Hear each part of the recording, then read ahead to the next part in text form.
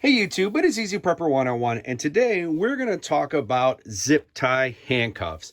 I've had this product now for over a year, and I actually have a few of these in my everyday carry bag that I have around the house. I even have a set in my Vertex bag as well, and I even have one of these kind of small wrapped up in my work bag just to have as a precaution, because with this day and age and what's going on, you never know if you have to maybe, tackle someone and handcuff them, and you don't know how long it's going to take for someone to come. But if you at least have this maybe in your work bag, if you have a coworker can go get it, or if it's in your EDC bag or whatever, having a very good pair of these zip tie handcuff is a fantastic thing to have. I bought this set, and this is actually a set of 5, but then I ended up buying another set as well. And it's great because you get 5 in this pack, and then I've had another set that had 5. So I kind of put 2 in my Vertex bag. I have 2 in my everyday household bag. Then I have 2 in my work bag.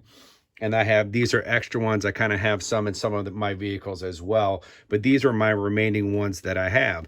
And the great thing about these is you can kind of pre-stage them if you want. And if you are going to pre-stage them, what I would recommend doing, for me, is what I've done, and I haven't had any issues, is just get some good rubber bands. You can tie them up like that to where they won't fall apart, or if you really feel like staging them, you can go ahead and put them through, so then you're ready, you're good to go. If you do by accidentally push it in all the way, you kind of have to take a screwdriver to kind of open it up, as long as you're not too deep in there. But that's one thing you can do, is if you want to pre-stage, or if you just want to keep them in a Ziploc bag, you can rip them out. You can do that as well.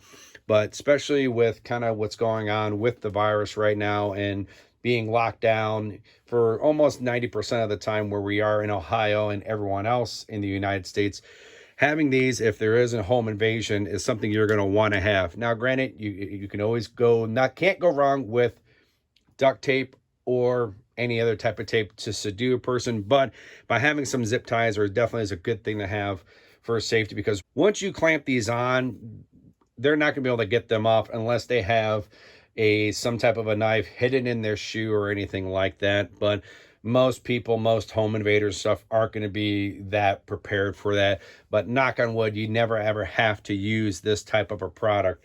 But having these, around your house, like I said, your work bag, your car, your EDC bags, these are a good thing to have. And for having these for over a year in my other vehicles and my work bag and EDC bag, they're holding up really good. What I actually did, instead of staging them with the rubber band like I kind of showed you, which does work if you want to do it that way, but the one thing I ended up doing was getting some of these Ziploc bags a little bit smaller, and I kind of put 2 in there. That kind of keeps it, so these aren't getting dinged up or turned or whatever.